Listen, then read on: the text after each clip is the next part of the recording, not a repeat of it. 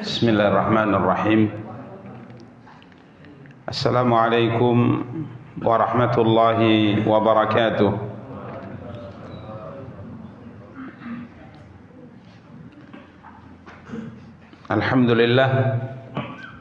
Alhamdulillahi rabbil alamin.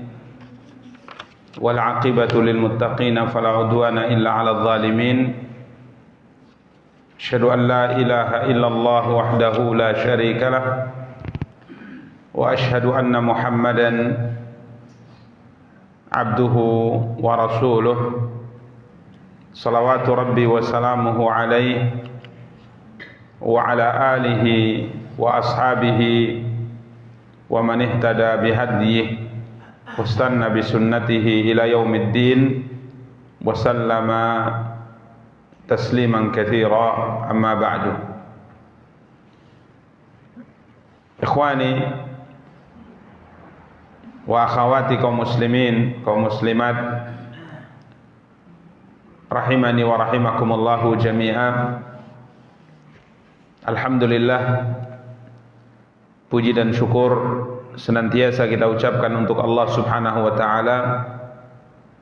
Salawat beserta salam semoga senantiasa dilimpahkan oleh Allah Subhanahu wa ta'ala untuk junjungan dan panutan kita Nabi Allah yang mulia Muhammad sallallahu alaihi wasallam.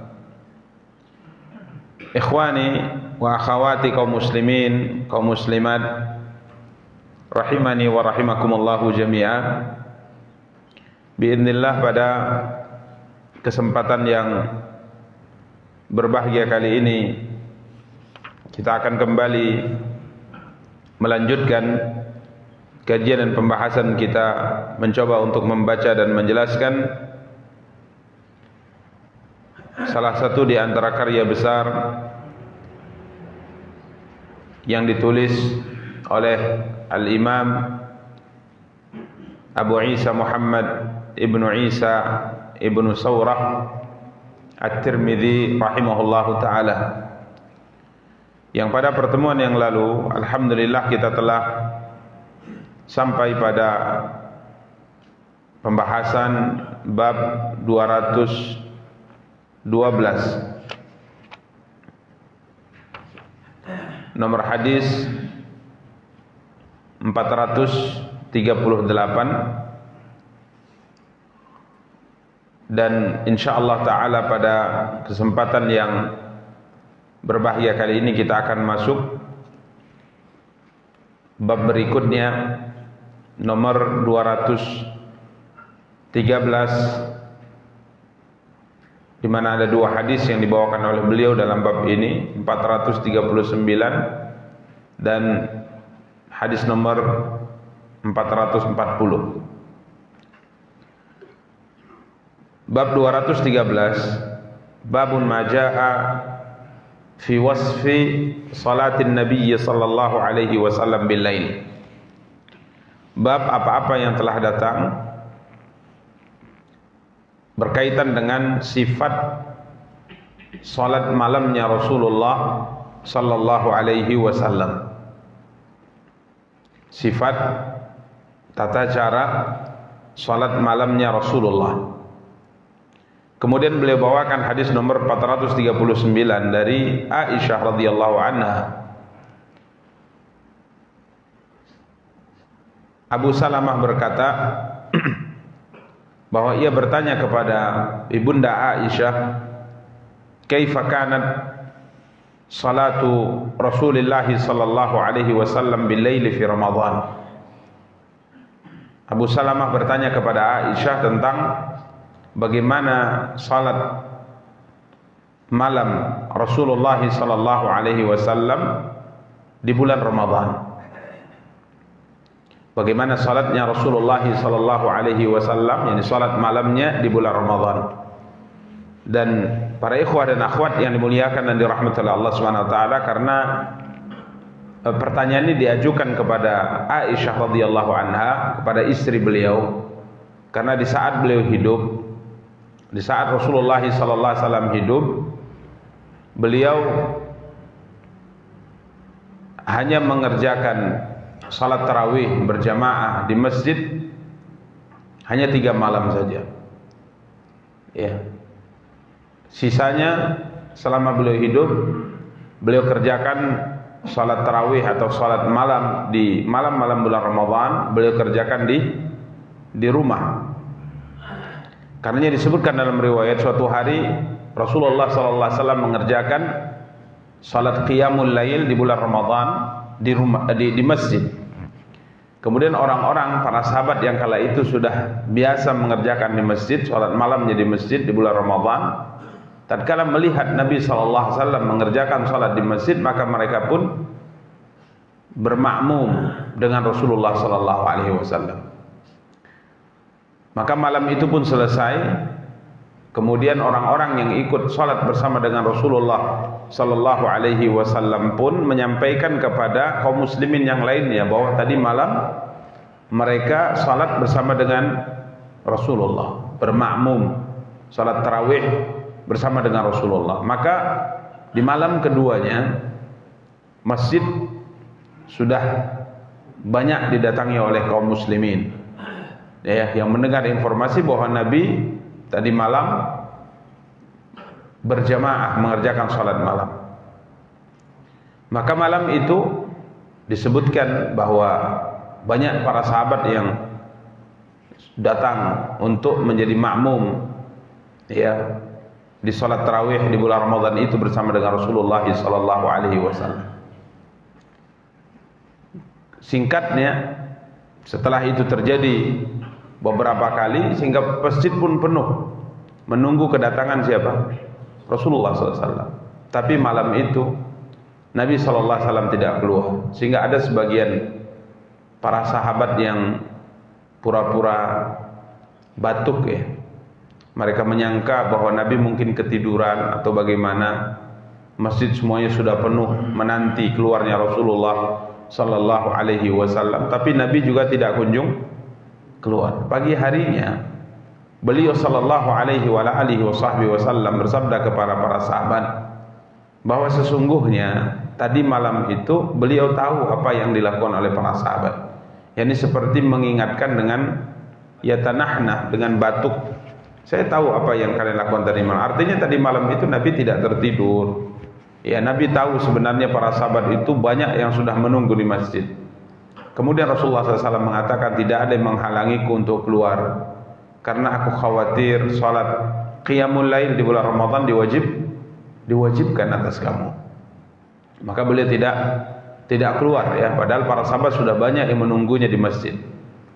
Sehingga dalam kehidupan beliau sallallahu alaihi wasallam, qiyamul lail itu, salat malam di bulan Ramadan itu beliau kerjakan sendiri di rumah. Ya, tidak dengan berjamaah. Ya, karena khawatir qiyamul lail di bulan Ramadan diwajibkan.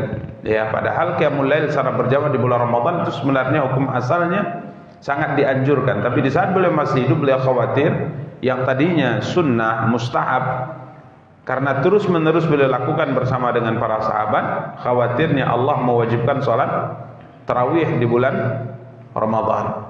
Ya, hukum asalnya dia merupakan perkara yang dianjurkan sesuai dengan beberapa isyarat dalil yang disabdakan oleh Nabi kita yang mulia sallallahu alaihi wasallam. Karenanya semasa hidup beliau, bagaimana salat beliau di bulan Ramadan itu tidak diketahui oleh para sahabat. Yang mengetahui adalah istri-istri beliau sallallahu alaihi wasallam. Maka Abu Salamah bertanya kepada Ibunda Aisyah, bagaimana salat malamnya Rasulullah di bulan Ramadan? Maka Aisyah berkata, menjawab pertanyaan Abu Salamah, maka Rasulullah sallallahu alaihi wasallam yazidu fi Ramadan wala fi ghairihi ala 11 rak'atan. Tidaklah Rasulullah sallallahu alaihi wasallam, ya, mengerjakan salat malam tidak di bulan Ramadan atau di luar Ramadan lebih dari 11 rakaat. Jadi baik di bulan Ramadan maupun di luar bulan Ramadan, Rasulullah sallallahu alaihi wasallam tidak pernah mengerjakan salat malam, tahajud, qiyamul lail, salat tarawih lebih dari 11 rakaat. Ini kata Aisyah bilangan maksimal yang dilakukan oleh Nabi kita yang mulia sallallahu alaihi wasallam. Kemudian Aisyah melanjutkan ceritanya, yusalli arba'an. Beliau mengerjakan salat 4 rakaat. Ya, beliau mengerjakan salat 4 rakaat. Kemudian jangan engkau tanya tentang bagusnya salat beliau dan panjangnya. Ya, jangan kau tanya tentang bagus dan panjangnya. Kemudian yusalli arba'an. Kemudian setelah 4 istirahat. Ya, jangan kau tanya bagaimana bagus dan panjangnya. Sangat bagus sekali, sangat panjang sekali. Artinya khusyuknya, ketenangannya itu sangat luar biasa. Kemudian durasi waktunya juga sangat lama dalam mengerjakan 4 rakaat ini. Ya, sampai kadang-kadang beliau disebutkan dalam riwayat, ya, dalam sebagai riwayat disebutkan beliau salatnya itu sampai menjelang sahur. Jadi salatnya sangat panjang dan sangat bagus. Bagusnya itu ya tenang, tidak terburu-buru. Bahkan disebutkan dalam sebagian riwayat beliau membaca ayat itu setiap perlahan, satu ayat nafas, satu ayat nafas. Ya, satu ayat tarik nafas, satu ayat tarik nafas. Kemudian tidaklah beliau mendapati dalam ayat tersebut peringatan tentang neraka kecuali beliau berhenti dan meminta perlindungan kepada Allah dari api neraka. Begitu juga tatkala beliau membaca ayat berkaitan dengan surga, ampunan Allah, maka beliau berhenti di situ kemudian meminta ampunan dan surga kepada Allah Subhanahu wa taala. Jadi betul-betul bagus sekali kualitas salatnya. Jadi tentram, khusyuk, tenang, kemudian juga durasi waktunya sangat panjang. Setelah 4 rakaat beliau istirahat. Kemudian Aisyah radhiyallahu taala mengatakan, kemudian setelahnya beliau melanjutkan, yakni setelah istirahat beliau melanjutkan salat 4 rakaat berikutnya. Berarti 8. Di 4 rakaat yang kedua ini juga jangan engkau tanya tentang bagus dan panjangnya, sama seperti 4 rakaat yang pertama. Baru kemudian beliau tutup salatnya dengan yusalli thalathan. Beliau pun kemudian menutup salatnya dengan mengerjakan 3 rakaat. Yani witir, ditutup dengan apa? Witir. Ini 11 rakaat. Faqalat, maka Aisyah berkata, faqalat Aisyah, faqultu ya Rasulullah. Aisyah berkata, yakni Abu Salamah menceritakan bahwa Aisyah berkata, aku bertanya kepada Rasulullah. Kata Aisyah, saya pernah bertanya kepada Rasulullah, ya Rasulullah, atanamu qabla an tutir. Ya Rasulullah, apakah engkau tidur sebelum engkau menutup salatmu dengan witir? Jadi beliau salat 4, kemudian 4 istirahat, bahkan disebutkan beliau berbaring, beliau tertidur, beliau tidur. Maka Aisyah mengatakan, ya Rasulullah, apakah kau tidur sebelum engkau apa? Witir?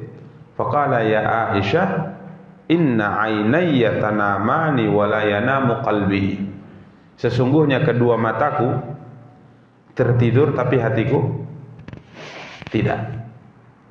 Ya, kedua mataku tertidur tapi hatiku tidak. Jadi tatkala beliau tertidur, sebenarnya dalam sebagian riwayat bahwa beliau tidur sampai pernah sebuah kejadian beliau tertidur sampai keluar suara mendengkurnya. Tapi kemudian beliau bangun dan langsung apa? Langsung sholat, tidak apa? Wudu. Tatkala ditanya penjelasannya, kata para ulama, karena mata beliau tidur, hatinya tidak. Ya, tapi ini tentunya tidak bisa dikiaskan ke kita. Baca hadis, wah, Nabi saja tidur sampai mendengkur, kemudian tidak wudu. Berarti kalau kita gitu juga hukumnya, salah. Karena beliau memiliki keistimewaan di sini. Mata beliau tertidur tapi hatinya terjaga. Artinya beliau sadar apa yang terjadi pada beliau di saat beliau tertidur. Kalau kita nggak tidur aja nggak sadar. Kalau menung gitu kan, kadang lagi menung, digini-ginikan matanya, ya baru terkejut, nggak sadar. Berarti hatinya sedang melayang, gitu, melamun. Kalau Nabi SAW tidak, ya. Mata beliau tertidur, tapi hatinya terjaga. Sehingga subhanallah, tatkala malaikat datang kepada beliau sallallahu alaihi wasallam, beliau tahu ya. Pernah kita ceritakan tatkala beliau tersihir, ya, disihir oleh seorang Yahudi. Beliau sakit 1 bulan kurang lebih, ya, sampai beliau berkata kepada Aisyah radhiyallahu taala anha, "Wahai Aisyah, saya sebenarnya sakit ini." Ya, karena beliau saat itu merasa telah melakukan sesuatu, seperti merasa telah berhubungan dengan istrinya, tapi hakikatnya tidak. Jadi beliau hidup dalam kondisi yang sangat berat saat itu, sehingga beliau berkata kepada Aisyah bahwa beliau sakit. Kemudian malam itu beliau berdoa kepada Allah Subhanahu wa taala, meminta kemudahan, kesembuhan. Sudah 1 bulan beliau sakit parah. Ya, maka beliau pun tertidur, dan tatkala malaikat datang, beliau pun tahu malaikat datang, yakni malaikat Jibril, kemudian dengan malaikat yang satunya. Terjadi dialog antara 2 malaikat ini. Yang satu mengatakan sepertinya dia sakit, ya, melihat Rasulullah, sepertinya dia apa? Sakit. Nabi SAW tahu. Nabi SAW tahu kedatangan 2 malaikat ini, kan hati beliau tidak tidur. Kemudian Nabi SAW juga tahu dialog antara mereka berdua. Jibril mengatakan benar dia sakit. Sakit apa? Disihir. Siapa yang menyihirnya? Yang menyihirnya adalah fulan. Dengan apa dia menyihirnya? Dengan buhul ini dan ini dan ini. Diletakkan di mana? Diletakkan di sumur. Jadi dialog inilah yang dipahami, didengar oleh siapa? Rasulullah sallallahu alaihi wasallam. Sehingga tatkala beliau bangun, beliau sudah tahu informasi ini, bahwa sakit beliau itu sebenarnya karena apa? Karena sihir. Maka beliau pun memerintahkan para sahabat untuk mencari buhul tadi, kemudian dimusnahkan. Maka seketika beliau apa? Sehat walafiat. Jadi ini keistimewaan Nabi SAW. Kedua matanya tertidur, tapi hatinya terjaga, ya. Tapi hatinya terjaga. Para ikhwah dan akhwat yang dimuliakan dan dirahmati Allah, hadis Aisyah radhiyallahu taala anha ini menjelaskan kepada kita yang pertama tentang bilangan rakaat salat malam, salat tahajud di Ramadan dan luar Ramadan, dari apa yang dilakukan oleh Nabi kita yang mulia sallallahu alaihi wasallam. Bilangan rakaatnya berapa? 11.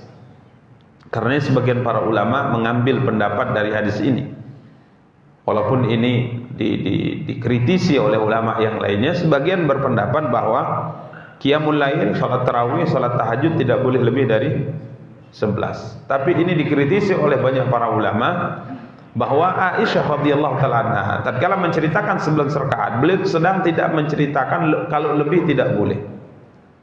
Ya, kalau lebih tidak boleh. Beliau hanya menceritakan yang dilakukan oleh siapa? Rasulullah sallallahu alaihi wasallam. Lalu kalau ada sebagian mengatakan, bukankah yang dilakukan Nabi itu lebih baik? Benar, lebih baik kalau bilangan dan kaifiatnya sama. Ya, kita kan lebih baik cuman bilangannya saja. 11. Tapi kaifiatnya ini bagus dan panjang. Kita 11 rakaat kadang mungkin berapa? Setengah jam, 1 jam pun sudah protes makmum. Ya. Satu jam sudah protes. Ya. Makanya 11 dan kaifiatnya itu yang hendaknya diperhatikan juga. Jangan hanya bilangannya saja. Karenanya para ulama mengatakan salat malam pada hakikatnya tidak terbatas dengan bilangan. Semua dikembalikan kepada kemampuan. Ya, semua dikembalikan kepada kemampuan. Ada sebagian ulama berpendapat 23 rakaat. Ada berpendapat 33 rakaat. Ada berpendapat lebih juga. Ya, intinya lakukan sampai menjelang sahur, menjelang subuh, kemudian tutup dengan apa? Dengan witir. Jadi ini berkaitan dengan bilangan, ya. Berkaitan dengan bilangan karena beberapa dalil umum menyebutkan tidak dikaitkan dengan jumlah bilangan ini. Seperti Allah SWT memerintahkan kita untuk mengerjakan salat malam, fasabbihu lailan tawila. Ya, kerjakan salat di salat yang panjang di malam hari. Jadi tidak dibatasi dengan apa? Bilangan rakaat. Nabi SAW juga mengatakan salatul lail mathna. Salat malam itu 2 rakaat, 2 rakaat, 2 rakaat. Dan apabila salah seorang di antara kamu khawatir akan masuk waktu subuh, maka tutuplah salat tadi dengan mengerjakan salat witir. Jadi tanpa dibatasi dengan apa? Bilangan. Hanya saja praktek Rasulullah SAW memang 11 rakaat, ya. tapi bagus dan panjangnya diperhatikan. Taib. Kemudian juga dalam sebagian riwayat, nanti ada riwayat kenapa 11 rakaat itu bukan menjadi patokan bilangan yang tidak boleh lebih, karena ada riwayat yang menjelaskan bahwa beliau sholat 13 rakaat. Riwayatnya sahih juga. Jadi bukan 11 rakaat tapi berapa? 13 rakaat. Jadi kalau seandainya diambil pendapat bahwa tidak boleh lebih dari 11, tapi ada riwayat Nabi sholat berapa? 13 rakaat. Ya, karenanya wallahu taala alam, sholat malam itu tidak dibatasi, sesuai dengan kemampuan. Dan kalau 11 rakaat 1 juz dibanding dengan 11 rakaat 23 rakaat 1 juz, jadi 11 1 juz atau 23 1 juz, mana yang lebih ringan? Ayo, mana yang lebih ringan? 11 rakaat dibaca 1 juz atau 23 rakaat 1 juz? Hah? Nggak pernah. Jujur ya jawabannya, nggak pernah. Tapi maksudnya mungkin kalau kita sholat sendiri oke lah. Maksudnya dengan imam. 11 lebih ringan. 23 lebih ringan sebetulnya. Istirahatnya banyak, duduknya banyak. Ya, jadi tatkala kita 11 rakaat, ini cerita ringan ya, 11 rakaat dengan 1 juz itu memang berdirinya cukup panjang. Tapi kalau 23, nah kita imam baca berapa, mungkin 1 halaman misalnya atau separuh halaman, kemudian dia sudah ruku. Terus itu lebih ringan dibanding 11 yang berdirinya sangat lama. Ya, sangat lama. Jadi sebagian ulama mengatakan intinya kan waktunya, durasi waktunya. Jadi kalau misalnya sama-sama bisa 2 jam misalnya, apalagi gerakan ibadah semakin banyak, ya ini dikembalikan tergantung kemudahan bagi setiap kaum muslimin. Karenanya sebagian ulama mengatakan silahkan 11 atau silahkan 13 atau silahkan 23 atau silahkan 33, ya sesuai dengan kemampuan. Baik, ini yang pertama ya. Ini yang pertama yang berkaitan dengan hadis Aisyah radhiyallahu taala anha. Kemudian yang kedua berkaitan dengan hadis Aisyah radhiyallahu taala anha, tadi sudah kita singgung terkait dengan bagus dan panjangnya salat beliau. Bagus dan panjangnya salat Rasulullah sallallahu alaihi wasallam. Yang kita sebut tadi bahwa kita tatkala ingin melakukannya, maka kita jangan hanya fokus kepada bilangan rakaatnya tapi kaifiatnya. Ya, bagus dan panjangnya. Bagus dari sisi kekhusyuan, panjangnya dari sisi durasi waktunya. Karena disebutkan bahwa Aisyah radhiyallahu taala anha tatkala beliau sholat malam, beliau ada di hadapan Rasulullah, tidur. Aisyah tidur di hadapan siapa? Rasulullah. Kaki beliau itu berada di tepat posisi sujudnya Nabi SAW, karena memang kamarnya kecil ya. Maka tatkala beliau mau sujud, beliau biasanya kasih pegang kaki Aisyah supaya Aisyah tarik kakinya, ya, tarik kakinya. Maka Aisyah mengatakan tatkala beliau sujud saya tarik kakinya. Kemudian tatkala Nabi bangkit saya selonjorkan lagi. Karena bangkitnya Nabi itu berdirinya apa? Lama. Jadi selonjorkan lama, saya tidur istirahat. Baru kemudian setelah sekian lama Nabi kasih kode lagi, maka ditarik lagi oleh Aisyah. Jadi memang sholatnya itu cukup panjang. Ya, kalau kita nggak sanggup ya. Kalau kita kan yang penting sholat witir. Yang penting sholat witir. Ya. Tapi kalau beliau memang luar biasa, sampai kaki beliau bengkak karena begitu panjangnya beliau berdiri. Ya, sampai beliau sudah sampai pada tingkat waju'ilat qurratu aini fis shalah. Ditetapkan untukku kesenangan hatiku dalam apa? Salat. Jadi beliau itu sudah sampai pada tingkat salat itu mendatangkan kebahagiaan. Salat itu mendatangkan kepuasan.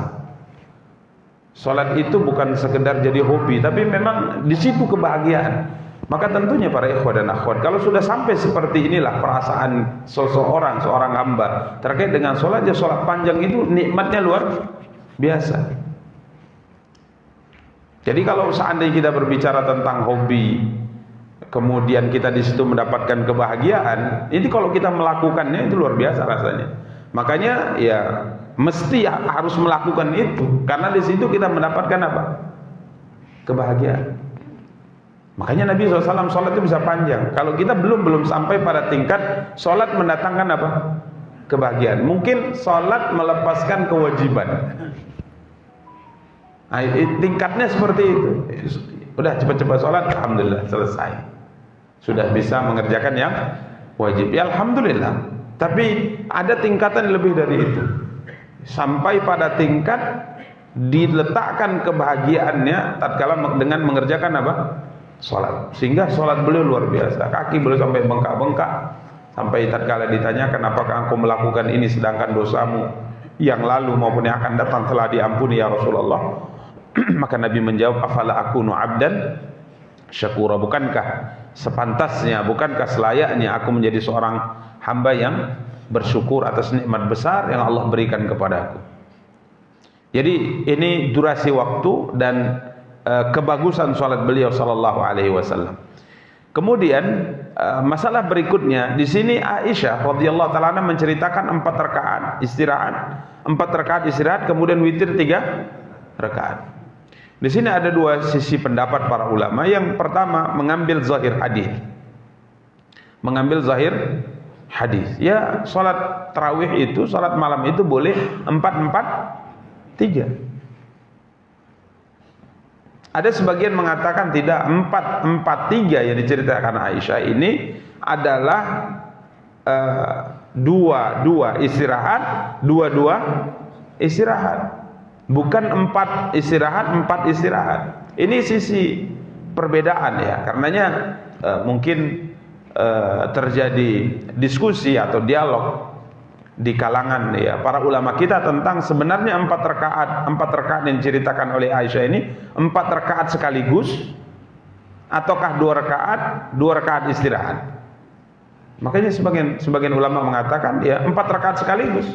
Ada yang mengatakan tidak, 2. Tapi intinya ini khilaf ijtihadi, khilaf perbedaan para ulama dalam masalah fikih yang kita di sini berlapang dada. Karena sebagian mengatakan ya kalau 4 langsung nggak sah itu sholatnya, nggak ada itu contohnya. Ya kita katakan sebagian ulama berpendapat demikian sesuai dengan zahir apa? Zahir hadis.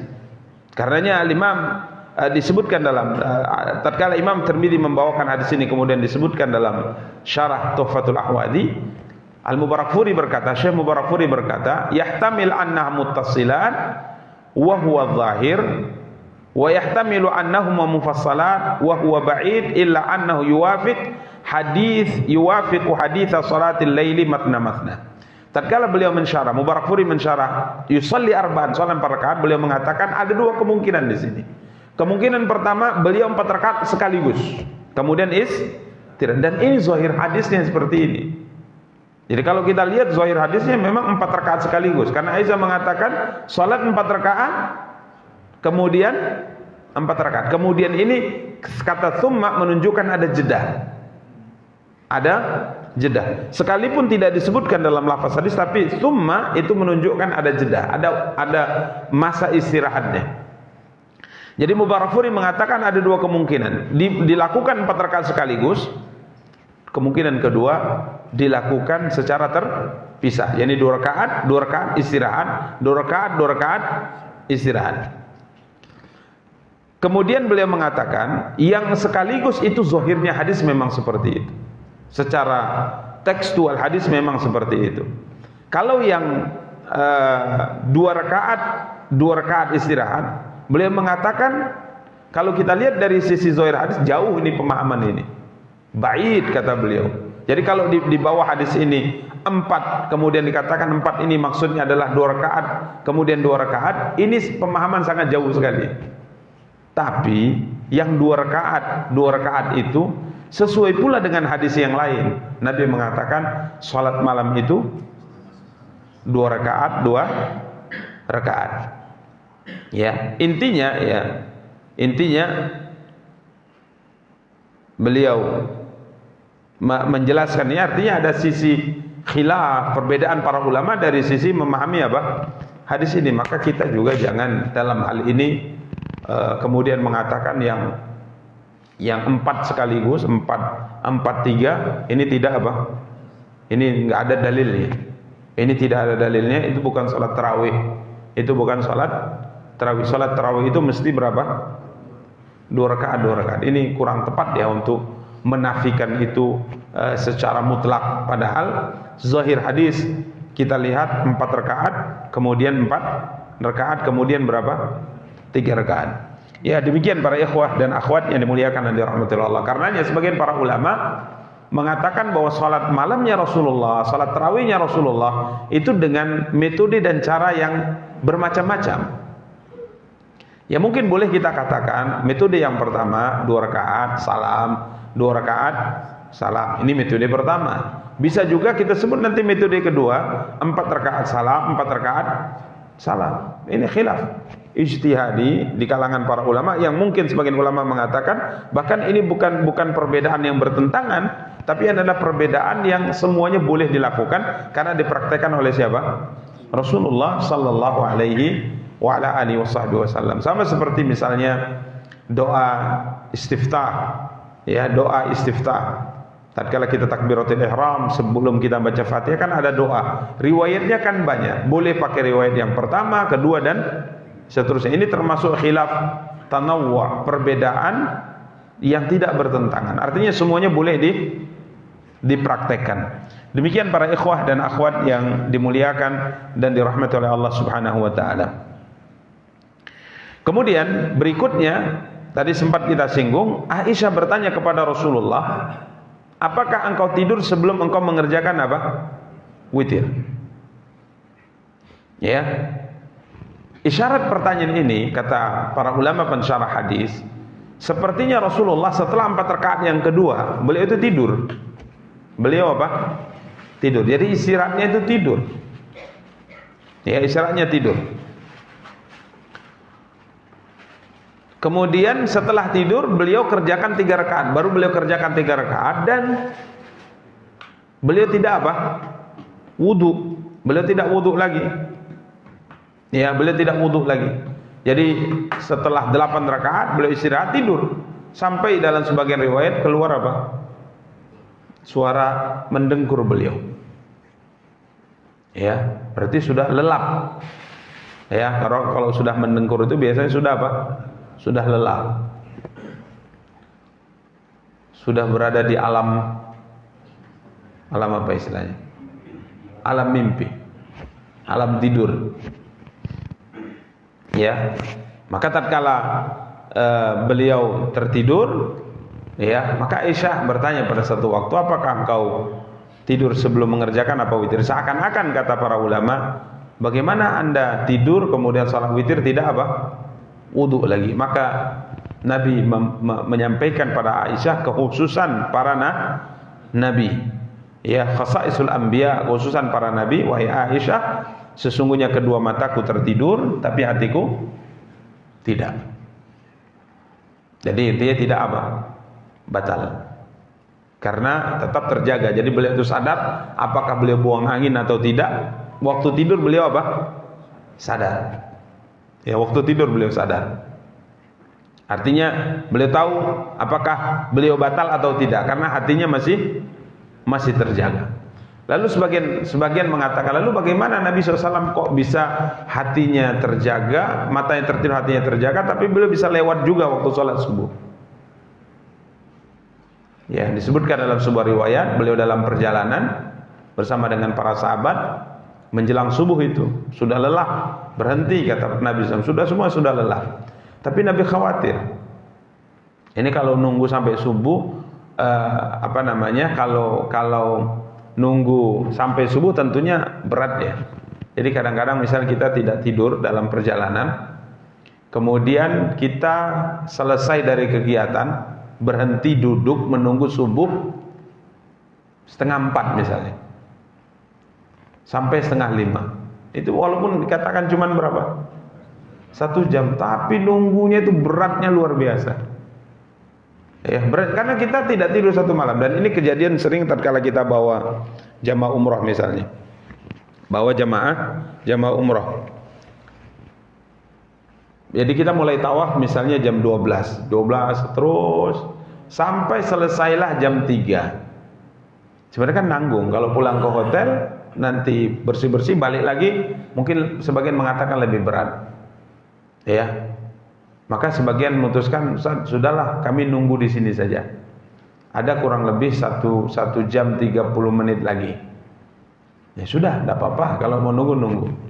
Maka akhirnya mereka nunggu, sebagian jamaah pulang aja Ustaz. Kita tahallul, mandi, kemudian langsung balik ke masjid. Kayaknya itu lebih ringan. Oke, dan kita bermadhab demikian, kita berpendapat demikian. Lebih nyaman menunggu 1 jam 30 menit itu kita dalam kegiatan. Kita tahallul, kemudian kita mandi, ganti baju, kemudian balik lagi kemana? Ke masjid. Maka dibandingkan antara dua grup ini, yang satu menunggu, yang satu tahallul kemudian mandi, kemudian waktu sarapan ketemu, yang di masjid mengatakan ampun Ustaz, nunggu 1,5 jam itu, nunggu ngantuknya luar biasa. Luar biasa ngantuk. Ya memang satu malam kita tidak tidur, maklum. Tapi tatkala kita balik ke hotel, kemudian kita tahallul, kita mandi, ganti baju, kemudian itu lebih enak. Nanti pada subuh langsung istirahat. Ya, makanya Nabi SAW dalam perjalanan itu beliau khawatir ini, nunggu berat, harus tidur. Maka Nabi SAW katakan kepada sahabat, siapa yang bisa berjagalah, nunggu, dia tidak tidur untuk membangunkan kita nanti waktu subuh. Ini lelahnya luar biasa, 1 malam berjalan. Karena biasanya Nabi SAW itu dalam perjalanan safar beliau jalannya malam ya. Siangnya istirahat. Jadi startnya itu malam. Ya, pertama mungkin padang pasir ya, panas dan sebagainya. Jadi kalau malam ya dingin. Lagi pula ada sebuah riwayat bahwa malam itu kata Rasulullah, bumi dilipat oleh Allah. Bumi dilipat. Apakah secara zahir atau majaz, Allahu a'lam. Tapi memang perjalanan malam hari perjalanan lebih cepat dibandingkan dengan perjalanan siang hari. Ya mungkin secara zahir mungkin ada kepadatan dan sebagainya, lelah dan sebagainya. Ya, sehingga beliau biasa berjalannya itu malam, siang hari istirahat. Jadi Nabi SAW bertanya kepada para sahabat, siapa yang bisa berjaga, artinya tidak tidur dan membangunkan kita nanti waktu subuh. Maka Bilal mengatakan, saya Rasulullah SAW, silakan semua tidur, saya akan jaga. Saya nanti bangunkan waktu subuh, karena tanggung waktunya. Maka semua para sahabat pun tidur, karena Bilal menjamin, dia akan apa? Akan membangunkan. Maka Nabi pun tertidur. Bilal pun duduk bersandar di dekat kendaraannya, beliau duduk. Ya, karena juga Bilal juga lelah, duduk nunggu, hanyut juga. Ya udah tidur. Subhanallah, semuanya tidur dan tidak ada yang bangun pertama kali kecuali Rasulullah. Ada sebagian riwayat Umar bin Khattab radhiyallahu taala. Dan bangunnya itu karena pancaran matahari itu sudah mulai terasa hangat di wajah. Berarti bukan 15 menit setelah subuh, betul-betul sudah apa? Sudah terang. Matahari itu sudah mulai terasa panas, baru Nabi terkejut ya. Duduk. Maka Nabi mengatakan, Bilal, kata Rasulullah SAW, mana janjinya ini? Ya saya juga manusia juga. Maka Nabi SAW perintahkan para sahabat semua untuk bangun, kemudian bergerak meninggalkan tempat itu. Bergerak meninggalkan apa? Tempat itu, ya. Baru kemudian di tempat berikutnya beliau mengerjakan sholat malam. Sebagian para ulama mengatakan sholat subuh. Kenapa tidak mengerjakan sholat di situ? Dalam sebagian riwayat disebutkan tempat itu tempat yang mereka diganggu oleh syaitan. Karena enggak bangun apa? Subuh. Jadi kalau kamar kita gimana? Ya kalau tiap malam itu, tiap malam pindah rumah aja lah ada. Tapi ini bukan keharusan ya, ini apa namanya, bergurau saja. Nanti antum, wah saya tiap malam mulai pindah jual gitu. Ya, karena subhanallah, Nabi SAW tatkala ditanya, ini kondisi-kondisi tertentu tentunya tentang orang yang sering sekali itu tidak bangun waktu subuh. Maka Nabi SAW katakan itu syaitan yang mengencingi telinganya, sehingga tidak terdengar. Ya, penuh dengan kencing apa? Syaitan. Makanya sebelum tidur ya berlindung kepada Allah SWT. Allahumma, kecuali kalau memang kondisinya seperti Nabi tadi, lelah, ini sekali tentunya. Tapi kalau jadwal rutin dia jadinya, jadwal rutin, setiap subuh kesiangan terus, ya mungkin ada masalah. Imam mungkin masalahnya pengaruhnya syaitan atau pengaruh kesehatan, mungkin bisa saja kan, bisa saja. Maka Nabi SAW tatkala ada seorang wanita, ini untuk timbangan, maksud untuk timbangan kita introspeksi diri, bukan kemudian kita melihat teman kita seperti itu, kencing terus setan di telinga kamu, antum gimana? Jangan seperti itu. Karenanya disebutkan dalam sebagai riwayat, ada seorang wanita mengadu kepada Rasulullah. Ini riwayat juga pernah kita ceritakan, ada seorang wanita mengadu kepada Rasulullah tentang suaminya. Di mana suaminya, dia cerita, suamiku itu ya Rasulullah, kalau aku sholat dia pukul aku dilarangnya sholat, kalau aku paksa sholat dipukulnya disuruh dibatalkan sholatku. Kemudian kalau aku dilarang puasa sama dia, ini suamiku ini melarangku puasa, jadi dia tidak membolehkan aku puasa. Kemudian yang ketiga, dia bangun subuhnya itu kalau matahari sudah terbit. Oh, ini kan tiga informasi tentang seorang muslim ini kayaknya informasinya negatif semuanya ini. Masa iya seorang suami istrinya sholat dilarang, bahkan kalau istrinya maksa sholat dipukul, ini gimana suami muslim bagaimana ini? Masa iya istri mau puasa dilarang? Masa iya tiap subuh selalu apa? Selalu lewat. Tapi Nabi SAW tidak mau memutuskan kecuali Nabi mendengar dulu pengaduan istri ini. Nabi ingin langsung mendengar dari suaminya, maka dipanggil suaminya. Ini istrimu mengadu, kalau dia sholat kamu pukul, ini apa ceritanya? Maka dia mengatakan, ya Rasulullah, sholat malamnya panjang kali sholat malamnya, maka kami baru nikah. Makanya saya larang dia. Bahkan kalau dia panggil dia pukul, dia jangan sholat. Maka Nabi mengatakan, Nabi arahkan, berarti yang salah siapa? Istrinya yang salah.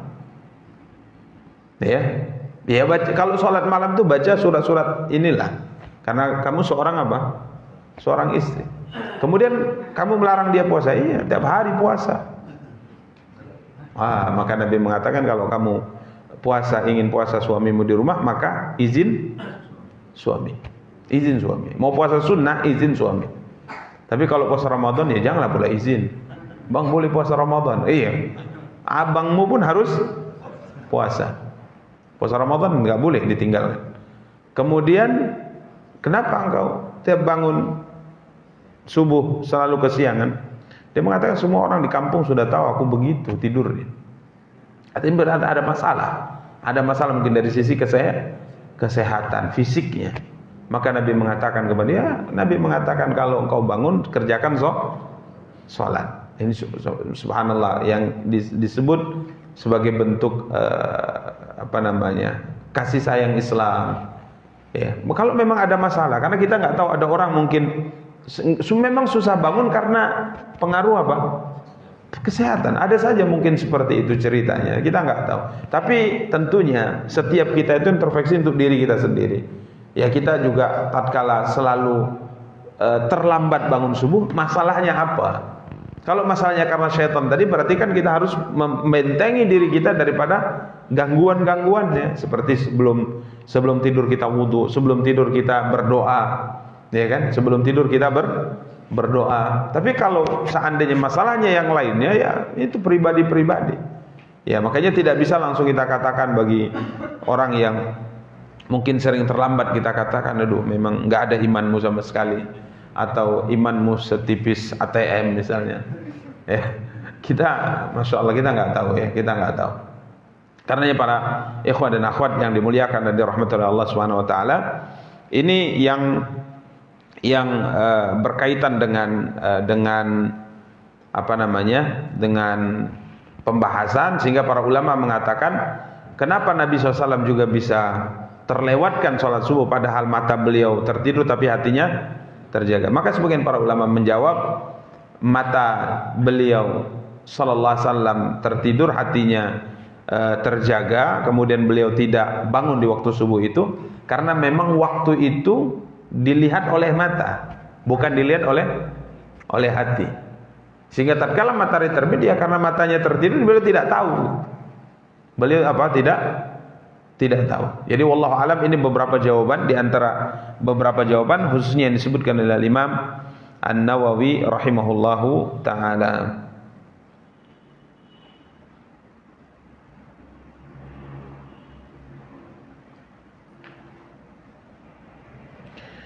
Berikutnya kita masuk hadis yang kedua dalam bab ini, 440. Masih sama dari Aisyah. Beliau, Urwah berkata dari Aisyah, sesungguhnya Rasulullah SAW mengerjakan salat malam 11 rakaat, yutiru biwahidah. Beliau witirnya 1 rakaat. Jadi dua, kemudian 1. Ini yang kita sebut tadi, mungkin ini metode yang lain lah dari metode mengerjakan sholat malam, imam tahajud atau witir namanya, atau sholat tarawih. Fa idza faragha minha ittaja'a ala shikil aiman. Kalau sudah selesai semua beliau kerjakan, maka beliau akan berbaring dengan lambung kanan. Ini menjelang subuh beliau istirahat. Ini sudah pernah kita kaji pada pertemuan sebelumnya. Apakah ini sebuah keharusan? Ya, tatkala kita selesai sholat malam, menjelang subuh kita istirahat dulu, tidur. Ya, apakah ini sebuah keharusan? Maka sebagian para ulama mengatakan iya keharusan. Namun sebagian lagi mengatakan tidak. Ini tergantung dengan kondisi sholat malamnya kita. Karena memang sholat Nabi itu sangat panjang. Jadi butuh istirahat beberapa waktu untuk mengembalikan stamina, tenaga mengerjakan sholat subuh. Jangan sampai sholat malamnya semangat, sholat subuhnya malah loyo. Terbalik ini. Ada orang semangat mengerjakan sunnah tapi loyo mengerjakan yang wajib. Ini terbalik. Seharusnya yang dijaga dulu wajib. Tapi yang bagus sunnah dijaga, wajib juga dijaga. Ya, jadi beliau istirahat sejenak karena memang sholatnya panjang. Ya, kalau kita nggak butuh-butuh kali lah istirahat. Karena kita sebut tadi paling pun kita bisa cuman witir. Nah, istirahat juga lah. Ya witir mesti istirahat. Ya, ini intinya tergantung, sebagian ulama mengatakan tergantung kondisi bagaimana sholat malamnya. Demikian para ikhwah dan akhwat yang dimuliakan dan dirahmati oleh Allah Subhanahu wa taala. Kemudian al-Imam disebutkan dalam catatan wal mahfuz, dan yang riwayat yang lebih sahih istirahatnya itu setelah sholat sunnah subuh. Jadi sholat malam sampai menjelang akan adzan, maka ditutup dengan witir. Kemudian setelahnya kan adzan beliau sholat 2 rakaat, sholat sunnah 2 rakaat sebelum subuh, baru beliau ittaja. Beliau berbaring. Beliau berbaring. Ini menunjukkan bahwa jarak antara adzan subuh dengan iqamat itu cukup cukup jauh ya, cukup panjang. Ya, demikian para ikhwah dan akhwat yang dimuliakan dan dirahmati Allah. Kemudian nomor hadis 441 hanya penambahan dari sisi sanad. Kemudian bab yang semisal 214 dengan nomor hadis 442 dari Abdullah bin Abbas, beliau berkata, kana Nabi sallallahu alaihi wasallam yusalli minal laili 13 rak'atan. Rasulullah sallallahu alaihi wasallam mengerjakan salat malam, jumlah bilangan rakaatnya 13 rakaat. Ini yang kita sebut tadi. Jadi 11 itu bukan bilangan apa istilahnya tetap atau tidak boleh lebih. Karena riwayat yang lain mengatakan beliau mengerjakan berapa? 13 rakaat. Jadi sesuai dengan kemampuan. Sesuai dengan kemampuan. Mau 23 silakan, mau 33 silakan, 1001 gimana? Ya silakan, tidak apa-apa. Sesuai dengan kemampuan. Demikian para ikhwah dan akhwat yang dimuliakan dan dirahmati Allah. Kemudian bab berikutnya 215 babun min, masih berkaitan dengan hal yang sama. Nabi SAW yusalli minal laili 9 rakaat. Nabi mengerjakan salat malam 9 rakaat. Ini metode yang lainnya dengan jumlah bilangan yang lainnya. Kemudian hadis 444 ya disebutkan dari A'mash, wa aktsaru ma ruwiya an Nabi sallallahu alaihi wasallam. Riwayat yang paling banyak dinukil dari Nabi tentang salat malam adalah 13 as-salasa asyrata raka'atan ma'al witir. 13 rakaat dengan apa? Witir. Wa aqallu ma wusifa min salatihi, dan jumlah minimal yang diceritakan tentang salat malamnya Rasulullah adalah 9 rakaat. Ya, jadi maksimal yang dinukil dari Nabi tentang jumlah bilangan rakaat adalah 13. Jumlah minimal yang dinukil 9 rakaat. Tapi apakah tidak boleh lebih dari 13? Jawabannya tidak. Apakah tidak boleh kurang dari 9? Jawabannya tidak. Ya, jadi boleh misalnya cuma 1 rakaat, boleh. Tidak apa-apa. Walaupun 1 rakaat atau 3 rakaat atau 5 rakaat, silakan. Sesuai dengan kemampuan. Ya, demikian para ikhwah dan akhwat yang dimuliakan dan dirahmati oleh Allah Subhanahu wa taala. Berikutnya bab 216.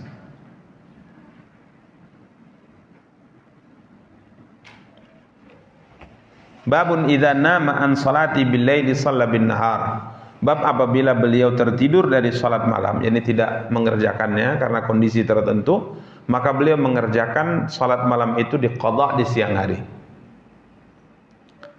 Diqadha di siang hari. Beliau bawakan hadis nomor 445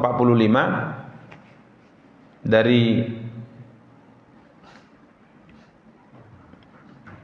Aisyah qalat,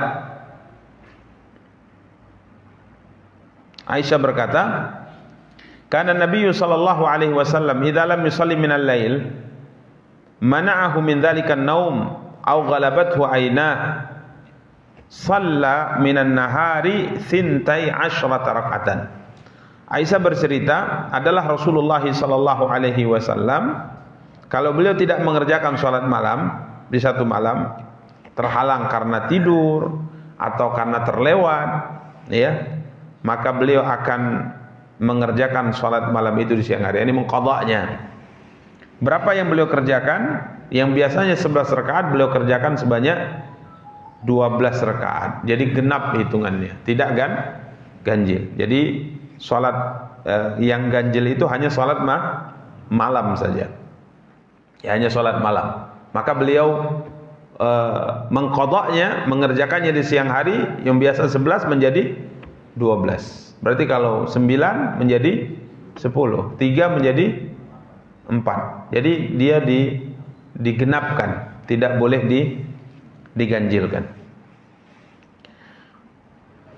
Sebagian ulama tatkala mensyarah hadis ini menunjukkan bahwa setiap ibadah yang sudah rutin kita kerjakan kemudian terlewatkan karena kondisi tertentu, maka sunnahnya diganti. Apakah dia sholat ataukah dia puasa.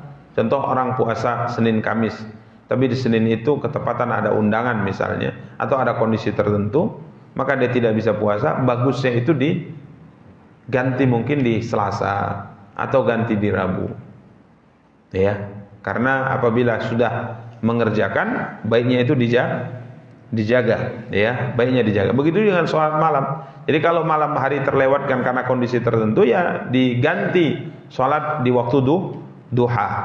Yang biasanya Nabi SAW 11 rakaat, maka beliau kerjakan 12 rakaat. Kemudian ada tambahan riwayat 4 445 ini disebutkan bahwa dari Bahz bin Hakim, Zurarah bin Awfa qadil Basrah, fakana ya ummu fi Bani Kushair, faqara'a yawman fi salati subhi. Beliau adalah seorang imam, yakni Zurarah bin Awfa. Ini salah satu di antara rawi yang ada atau perawi yang ada dalam hadis Aisyah. Beliau ini yakni seorang qadhi, hakim besar di kota Basrah bernama Zurarah bin Awfa rahimahullah. Beliau mengimami Bani Kushair, ini salah satu di antara kabilah yang ada di Basrah. Faqara yauman fi salati subuh, maka ia membaca di salat subuh pada suatu hari, fa idza nuqira fin naqur fadzalika yauma idzin yaumun asir.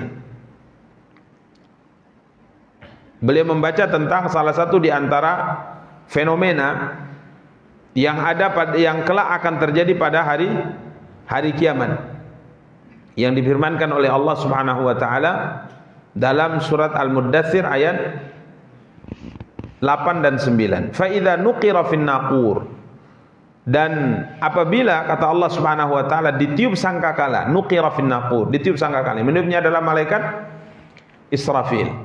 Fadzalika yauma idzin yaumun asir. Maka pada waktu itu adalah waktu datangnya hari yang sulit. Jadi tatkala tiupan sangkakala ditiupkan, itu adalah awal perjalanan yang paling sulit yang akan dilalui oleh manusia. Tiup sangkakala yang pertama, penghancuran alam apa? Semesta. Kemudian dibiarkan dalam waktu yang cukup lama. Kemudian ditiup tiupan sangkakala yang kedua, maka semua manusia dihidupkan kembali. Ini adalah awal yang sangat sulit, di mana setelah itu kita digiring ke padang mahsyar dengan kondisi-kondisi yang berbeda-beda, ya. Kemudian di padang mahsyar matahari hanya sejarak 1 mil di atas kepala kita. Kalau mil maksudnya adalah jarak tempuh, maka 1 mil kurang lebih 1,6 kilometer saja. 1,6 kilometer saja di atas kepala manusia. Bagaimana panasnya matahari saat itu, yang padahal saat ini berjuta-juta mil dia di atas kita. Kita kepanasan. Ya, kita kepanasan. Apalagi di daerah yang ada musim panasnya, nggak sanggup, betul nggak sanggup. Itu berjuta-juta mil di atas kita. Lalu bagaimana kalau hanya 1 mil, 1,6 kilometer saja di atas kepala kita? Makanya manusia bermandikan keringat, ya.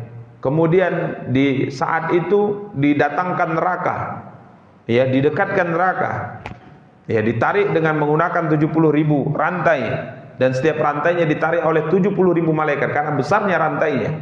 Karena besarnya neraka mesti ditarik dengan menggunakan 70.000 rantai, dan setiap rantainya ditarik oleh 70.000 malaikat. Ya, ini sebelum dilakukan perhitungan. Kemudian setelahnya dibagikan catatan amal. Berterbangan catatan itu. Ada yang menerimanya dari arah kanan dengan tangan kanan, ada menerima dari arah kiri dengan tangan kirinya, bahkan diberikan dari belakang. Kiri tapi dari apa? Dari belakang, sebagai bentuk penghinaan. Ini mengerikan. Kemudian kita lihat catatan itu, semuanya tercatat rapi dari semenjak kita balik sampai kita mati. Makanya orang kafir mengatakan, orang yang tidak beriman kala itu mengatakan, "Mali hadzal kitab la yughadiru shaghiratan wala kabiratan illa ahsa." Ini catatan amal apa ini? Tidak ada yang terluput di sini, baik kecil maupun besar. Semuanya tercatat rapi. 24 jam catatannya rapi. Itu dibagikan. Ya, kemudian dilakukan apa? Perhitungan, didatangkan timbangan, mizan yang akan menimbang catatan-catatan amal ini. Ya, kemudian diperiksa satu per satu, dipanggil satu per satu, kemudian diputuskan surga atau neraka. Tatkala ada orang yang diputuskan neraka dari kalangan orang yang tidak beriman, maka Allah berfirman, "Khuduhu faghulluhu, tsummal jahima salluhu." Ambil dia, tangkap dia, kemudian rantai dia, kemudian campakkan dan bakar di dalam api neraka. Maka orang ini akan dikerumuni oleh 70.000 malaikat, semuanya bawa rantai, dan setiap 70.000 ini dialah yang ingin mengikat orang dengan rantai yang ada di tangannya. Kemudian diseret dicampakkan ke dalam api neraka. Jadi awal mula perjalanan sulit itu diawali dari tiupan sangkakala ini. Karenanya perjalanan akhirat itu kalau kita baca dalam Quran itu mengerikan, berat sekali. Dan persiapannya memang tatkala kita masih apa? Hidup ini. Makanya Umar bin Khattab mengatakan hasibu anfusakum qabla an tuhasabu. Coba kalian hitung-hitung diri kalian. Kalau seandainya saat ini posisi kita berada di padang mahsyar, kira-kira kita masuk surga atau masuk neraka? Dan semua kita lebih tahu dirinya.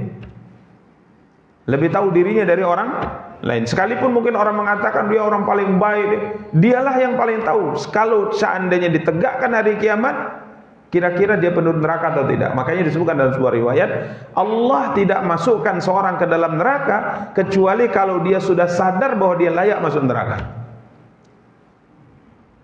Artinya, tatkala dia ditarik masukkan ke neraka, dia sudah mengakui bahwa dia pantas masuk neraka. Tidak mungkin ada orang yang dimasukkan ke neraka, dia mengakui bahwa kayaknya dia nggak pantas masuk neraka. Sama seperti peradilan di dunia. Ada orang dimasukkan penjara, tapi dia masih meyakini saya tidak salah. Kalau untuk neraka nggak ada. Ada orang dihukum, bahkan mungkin dihukum mati, dia mengatakan saya terzolimi. Sebenarnya saya tidak salah. Itu mungkin di pengadilan dunia bisa terjadi, tapi di pengadilan akhirat tidak ada.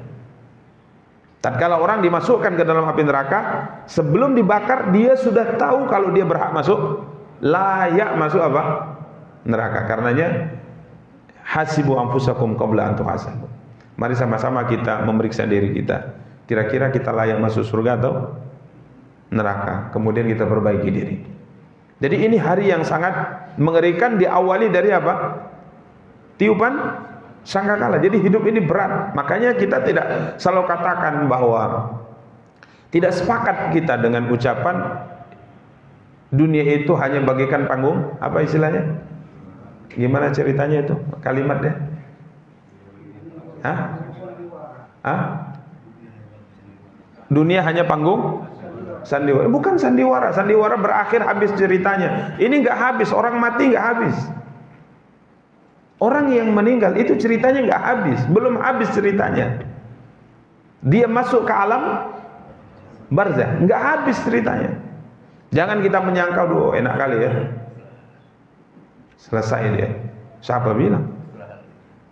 Makanya disebutkan oleh Nabi, jangan kalian minta mati karena kondisi berat yang kalian hadapi dalam kehidupan dunia. Ada musibah menimpamu, kamu berkata, ya Allah matikanlah saya. Jangan. Karena kamu tidak tahu. Karena kamu tidak tahu apakah kematian itu adalah akhir terbaik untukmu atau tidak. Jadi jangan kita menyangka orang yang sudah meninggal itu sudah selesai ceritanya. Belum selesai. Bahkan mereka menghadapi yang lebih dahsyat daripada apa yang kita hadapi. Kalau kita masih diberikan apa? Kesempatan. Kesempatan. Masih ada waktu. Makanya kita diperintahkan ziarah kubur kan untuk ini. Kita diberikan ziarah kubur, mereka sudah habis kesempatannya. Yang masih berjalan dari amal mereka adalah yang mereka tinggalkan, sedekah jariah, ilmu yang bermanfaat, anak saleh yang mendoakan, itu yang masih berjalan. Tapi kalau kita masih banyak yang bisa kita lakukan, kita masih bisa berzikir, kita masih bisa sholat, kita masih bisa sedekah, kita masih bisa berbuat kebaikan. Tapi kalau sudah game over, habis, dicabut nyawanya, selesai sudah. Makanya subhanallah, hidup ini mengerikan sebenarnya, mengerikan. Tapi permainan syaitan membuat kita lupa. Kecil, kita anggap dunia ini ya akhirat tuh ya nggak nampak gitu. Padahal itu mengerikan. Ya, padahal itu mengerikan. Beginilah kehidupan yang mana Zurarah bin Aufa qadhi Basrah tatkala menjadi imam membaca surat Mudaththir ayat 8 dan 9. Fa idza nuqira fin naqur fadzalika yauma idzin yaumun asir 'alal kafirin. Beliau disebutkan kharra mayyitan. Beliau terbawa dengan ayat ini, kemudian terjatuh pingsan, membawa kepada kematian. Wa kuntu fiman ahtamiluhu ila dari wa kuntu fiman ihtamalahu ila dari. Aku termasuk di antara orang yang membopongnya, membawanya kemana? Ke rumah beliau. Karena saking takutnya, walaupun ya sifat yang seperti ini juga dikaji oleh para ulama. Bagaimana mungkin Al-Quran yang katanya mendatangkan rahmat dan karunia membuat orang mati? Orang baca Quran mati. Bukan masalah baca Qurannya, akan tapi mereka orang yang membaca Al-Quran kemudian memahami ayatnya, kemudian rasa takutnya itu sampai pada tingkat menyebabkan mereka jatuh. Menyebabkan mereka apa? Jatuh. Dan ini ada beberapa ceritanya. Walaupun apakah ini adalah sebuah fenomena yang menunjukkan mereka adalah hamba yang paling utama? Jawabannya tidak. Tapi mereka lebih baik daripada orang yang tidak terpengaruh dengan bacaan apa? Al-Quran. Karena Nabi, para sahabat tidak ada ceritanya seperti ini. Nabi SAW tatkala membaca Al-Quran tidak sampai apa? Mati atau pingsan. Sahabat juga nggak ada. Yang ada pada mereka menangis. Jadi ini kondisi yang paling utama. Tapi sebagian orang saleh diceritakan seperti ini karena memang Allahu a'lam ya, karena rasa takutnya itu berlebihan sehingga akhirnya membinasakan mereka, menghancurkan mungkin pembuluh darah mereka dan sebagainya. Ya, ini para ikhwah dan akhwat yang dimuliakan dan dirahmati Allah, tambahan athar yang disebutkan Imam Tirmidzi masih dalam nomor hadis 445 tentang salah satu rawi bernama Zurarah bin Auf qadhi Basrah yang meninggal tatkala membaca ayat ke-8 9 dari surat apa? Al-Muddatsir. Demikian para ikhwah dan akhwat yang dimuliakan dan dirahmati Allah Subhanahu wa taala. Insyaallah kita lanjutkan pada pertemuan yang akan datang bab 217 ya. Sebenarnya tadi saya ingin selesaikan sampai pembahasan baru tentang Kitabul Witir ya. Tapi ya waktunya sudah 6.43. Jadi kita berhenti di bab 216 ya, 216 nomor hadis 445. Insyaallah akan kita lanjutkan pada pertemuan yang akan datang. Bab 217 nomor hadis 446 tentang turunnya Allah Subhanahu wa taala ke langit dunia setiap sepertiga akhir malam. Demikian para ikhwah dan akhwat yang dimuliakan dan dirahmati Allah yang dapat kita sampaikan. Ya, kalau ada 1-2 pertanyaan kita persilahkan. Wassallallahu ala nabiyina Muhammad wa ala alihi washabbihi wattabi'in wa akhiru da'wana alhamdulillahi rabbil alamin. Fadhal. Terkait pelaksanaan mengqadha salat malam itu Ustaz kan kalau tak sempat ataupun ada uzur itu genap Ustaz ya. Dilakukan waktu duha. Sementara kita belum salat duha Ustaz. Pelaksanaannya gimana Ustaz? Mana duluan Ustaz? Baik, terserah saja mau mana duluan.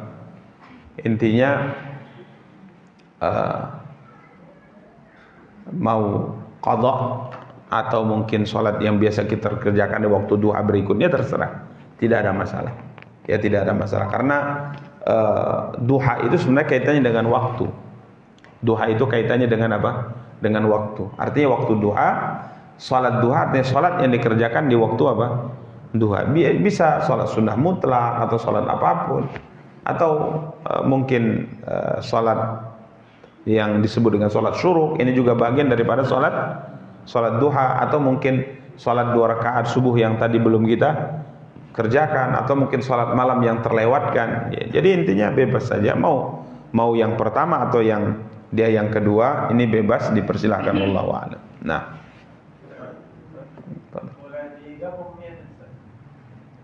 boleh, tidak ada masalah. Tidak ada masalah. Contoh misalnya kita belum mengerjakan sholat 2 rakaat sebelum subuh, kemudian niatkan juga mungkin 2 rakaat duha, silakan, tidak ada masalah. Ya, perbuatannya satu tapi niatnya apa? 2. Karena kedua sholat ini bukan sholat yang berdiri dengan sendirinya. Jadi boleh digabung apa? Niatnya insyaallah. Wallahu a'lam. Nah.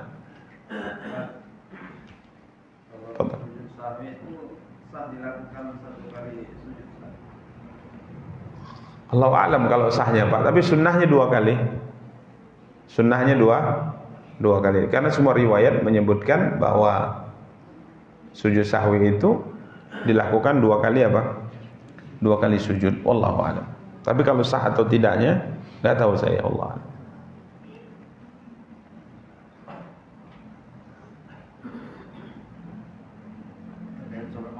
Yang apakah seluruhnya berdaya? Berdaya seluruhnya. Baca ayat seluruhnya rakaat. Iya, baca ayat sama. Tidak seperti sholat zuhur atau sholat isya. Oh enggak. Karena kalau selain itu kan dipisah dengan tasyahud ya. Kalau ini kan tidak ada apa? Tidak tasyahud. Jadi dia langsung muttasilan. Jadi 4 rakaat itu tidak dipisah dengan apa? Dengan tasyahud. Jadi sekaligus 1 kali tasyahud. Wallahu a'lam. Kalau kita mengamalkan pendapat sebagian ulama dan sebagian ulama dua-dua kita amalkan, dan itu dasarnya semua bisa dipertanggungjawabkan. Apakah ini bisakah atau kalau mengamalkan ini apakah tidak termasuk orang yang tidak ada pilihan? Tergantung perbedaannya tadi saya sebutkan. Ada perbedaan ikhtilaf tanawwu'. Ikhtilaf yang tidak perbedaan yang tidak bertentangan. Seperti dalil datang dengan 2 metode. Seperti sholat malam tadi. Mungkin malam ini kita 4 rakaat kemudian witir. Kita lakukan seminggu. Kemudian berikutnya kita coba 2 rakaat kemudian witir. Ini tidak ada masalah karena di sini berbeda, tapi perbedaan yang bukan tadad, bukan bertentangan. Tapi ada perbedaan yang tadad, memang tidak bisa dikerjakan kedua-duanya. Ya, karena bertentangan. Ini ada beberapa khilaf dalam bab ini. Contoh misalnya berkaitan dengan turun sujud misalnya, apakah tangan dulu atau lutut dulu? Ini memang hadisnya satu, Pak. Tapi dipahami dengan 2 pemahaman yang berbeda yang bertolak belakang ini.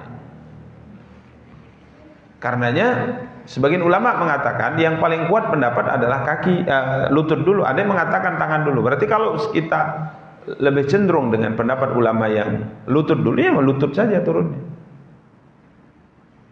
Tapi ada beberapa permasalahan juga yang sebagian ulama memahaminya adalah perbedaan yang bertentangan, tidak bisa dilakukan secara bergantian, sesekali ini sesekali yang lainnya. Tapi sebagian ulama mengatakan itu perbedaan pilihan. Seperti misalnya 2 rakaat, sholat 2 rakaat, apakah duduknya tawarruk atau iftirash. Sebagian ulama mengatakan iftirash, sebagian ulama mengatakan tawarruk. Tapi sebagian ulama mengatakan ini perbedaan tanawwu'. Saya sekali boleh iftirash, saya sekali boleh apa? Tawarruk. Jadi dalam fikih sepertinya permasalahannya lapang. Tapi memang yang perlu diperhatikan itu perbedaannya ini apakah perbedaan bertolak belakang, tidak bisa dikerjakan kedua-duanya, atau perbedaan adalah tanawwu'. Dua-duanya boleh dikerjakan. Tapi kalau untuk salat salat qiyamul lail ini wallahu a'lam, sebagian ulama berpendapat ini perbedaan yang kedua-duanya boleh dilakukan karena didukung oleh dalil tadi. Ya, karenanya saya sebutkan tadi, sebagian ulama mengatakan salat malam bilangan rakaatnya ini ada beberapa pilihan. Ada beberapa pilihan, dan kaifiatnya juga ada beberapa pilihan. Sampai disebutkan Nabi pernah mengerjakan salat 8 rakaat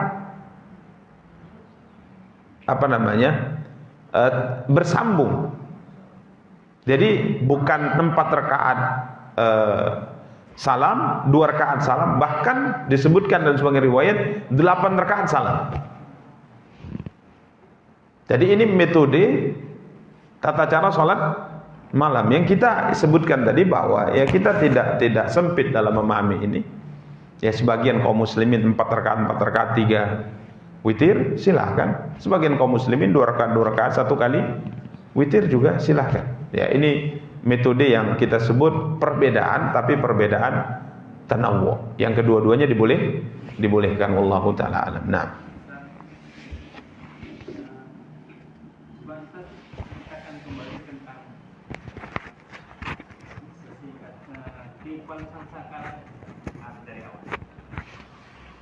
Taib. Para ikhwan dan akhwat yang dimuliakan dan dirahmati Allah Subhanahu wa taala, para ulama menjelaskan sesuai dengan riwayat dari Nabi sallallahu alaihi wasallam maupun dari Al-Qur'an bahwa tiupan sangkakala ada 2. Yang pertama, tiupan sangkakala berakhirnya dunia. Berakhirnya apa? Dunia. Dan Nabi pernah melihat malaikat ini, yakni malaikat Israfil. Dia sudah membungkukkan punggungnya di malam Isra dan Mi'raj. Beliau ini sudah membungkukkan punggungnya dan mengulum atau memasukkan ujung daripada sangkakala tadi ke mulutnya, dan sudah mengeritkan dahinya mengarah ke atas menunggu perintah Allah. Jadi sudah siap siaga. Sudah siap siaga.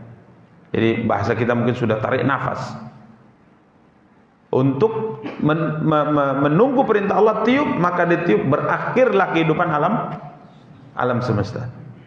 Jadi ini ada batasnya. Dunia ini ada batasnya. Batas secara umum, waktu habis keseluruhan, atau batas masing-masing. Makanya orang yang meninggal itu sudah tegak padanya kiamat. Tapi kiamat yang terbatas, kiamat untuknya. Tapi ada kiamat yang besar nanti. Artinya alam semesta akan berakhir. Pergerakan di dunia ini akan berakhir dengan ditiupnya apa? Sangkakala. Dan sangkakala itu ditiup saat itu. Saat ditiup, manusia tidak sadar bahwa itu adalah akhir daripada perjalanan dunia. Bahkan orang disebutkan dalam hadis, masih ada yang pergi ke kebunnya, masih menanam kurmanya, masih mengarahkan gembalanya untuk minum di satu tempat yang dia siapkan. Artinya orang tidak mengetahui bahwa hari itu adalah akhir daripada perjalanan dunia ini. Makanya kalau ada yang bisa memprediksi kiamat akan terjadi tanggal sekian, tahun sekian, dusta itu semua. Allah mengatakan la ta'tikum illa baghtah. Hari kiamat tidak datang kecuali tiba-tiba.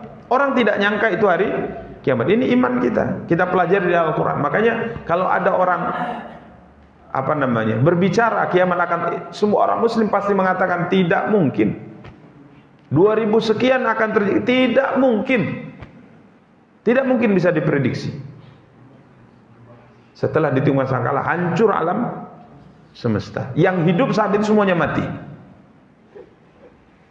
Ada 8 makhluk yang ditetapkan kekal. Yang lainnya binasa, habis. 8 makhluk yang ditetapkan kekal. Yang lainnya apa? Habis. Habis, semua manusia mati. Ya. Kemudian setelah tiupan sangkakala yang pertama ini terjadi, Allah biarkan bumi ini dengan perubahannya dalam kurun waktu yang cukup lama. Dalam sebagian riwayat disebutkan antara tiupan pertama dengan yang kedua itu jaraknya 40. Abu Hurairah tanya, 40 hari maksudnya? Abaid, saya nggak mau jawab. 40 bulan? Abaid, saya nggak mau jawab. 40 tahun? Abaid, saya nggak mau jawab. Tidak ada riwayat yang memastikan 40 ini apakah dia 40 hari atau 40 bulan atau 40 tahun. Kalau 40 hari saja, kalau 40 hari saja, satu hari sama seperti 1000 tahun. Berarti dibiarkan dalam waktu 40.000 tahun. Bayangkan 40.000 tahun. Dibiarkan, bumi sudah berubah. Kita semuanya, manusia semuanya berada di perut bumi. Minha khalaqnakum wa fiha nu'idukum wa minha nukhrijukum taratan ukhra. Darinya kami ciptakan kamu, dari tanah. Wa fiha nu'idukum, dan kepada tanahlah kami akan kembalikan engkau lagi. Wa minha nukhrijukum taratan ukhra, dan dari tanah ini kami akan keluarkan kamu kembali. Makanya bumi ini memang sudah Allah takdirkan sebagai tempat tinggal manusia. Makanya tak usah habiskan energi, pikiran, keilmuan untuk cari tempat planet selain bumi. Enggak mungkin. Kata-katanya sudah ada di planet mana? Tak ada. Kita orang beriman dengan Quran menyatakan demikian. Minha khalaqnakum, dari bumi ini kami ciptakan kamu. Nenek moyang kita dari tanah. Wa minha nu'idukum, dan kami kembalikan kamu lagi di tanah, dan kelak kami akan keluarkan kamu dari bumi ini. Dibiarkan 40, bisa 40 hari, berarti 40.000 tahun. Kalau dikalikan saja, kalau 40 bulan atau 40 tahun kali 1000 semuanya. Setelahnya Allah Subhanahu wa taala turunkan hujan halus di bumi ini. Bumi sudah berubah, tak ada lautnya, tak ada gunungnya, tidak ada dataran rendahnya, tidak ada dataran tingginya. Bumi ini rata, putih bagaikan fiddah, bagaikan perak. Kita di bawahnya semua. Di mana kita dikuburkan di situ. Jadi ada yang dikuburkan di sana, ada di ujung, tapi semuanya berada di perut bumi. Kemudian Allah turunkan hujan. Allah turunkan hujan halus yang tidak hancur. Salah satu di antara 8 yang saya sebutkan tadi adalah ajbud dzanab, tulang ekor. Ini tidak hancur. Dikecualikan dari kehancuran tiupan sangkakala yang pertama adalah tulang ekor kita. Ini satu-satunya anggota tubuh kita yang tidak hancur. Maka setelah diturunkan hujan yang halus tadi, maka dari tulang ekor tadilah tumbuh anggota tubuh kita kembali. Tumbuh, tapi ruhnya belum masuk. Dan yang ruh ini termasuk yang tidak hancur, tidak binasa dengan tiupan sangkakala. Ruh kita. Jadi ruh manusia tatkala mati itu diletakkan oleh Allah satu tempat yang kita tidak tahu di mana. Makanya perjalanan hidup setelah mati itu bukan habis.